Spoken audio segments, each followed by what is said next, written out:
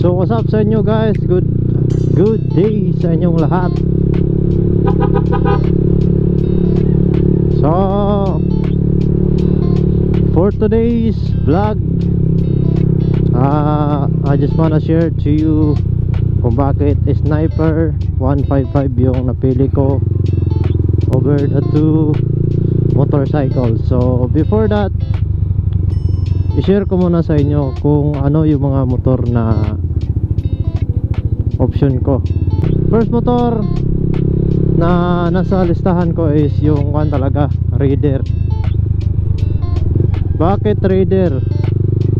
Kasi swak kasi siya sa akin. Kasi alam niyo man na maliit akong tao, sobrang nipis ko. So bagay na bagay sa akin.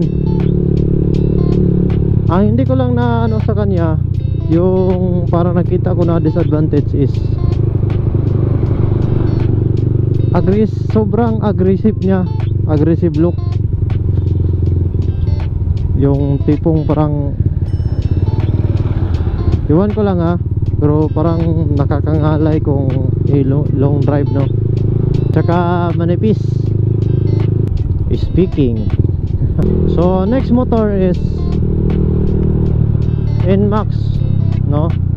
Alam naman yung NMAX is sobrang ano niya, sobrang laki ng compartment, at saka sobrang comfortable niya i-drive, lalo na at mag ano ka, lulong drive, no? Sobrang comfortable kasi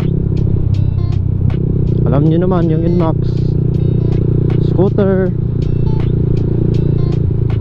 Nakita ko lang na ano sa kanya, yung parang hindi ko nagustuhan is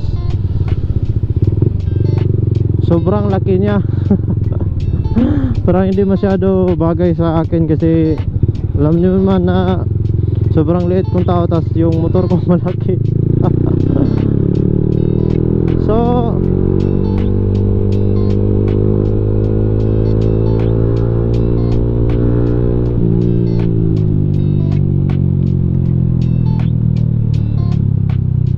So yon.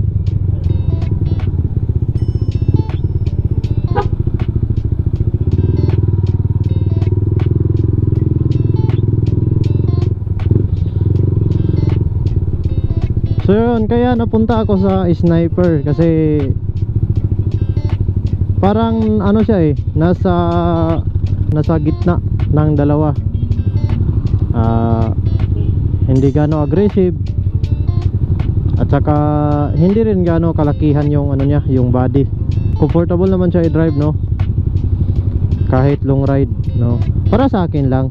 Iwan ko lang sa ano, sa iba. Ibang naka-drive na ng ano, Sniper.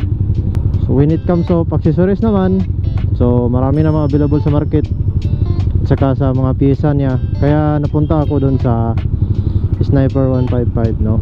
So yun lang, no?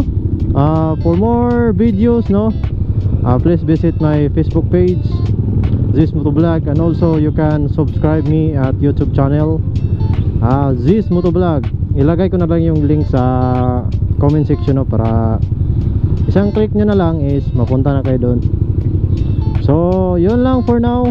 So kung nasaan ka man ngayon, stay safe po and God bless. Bye bye.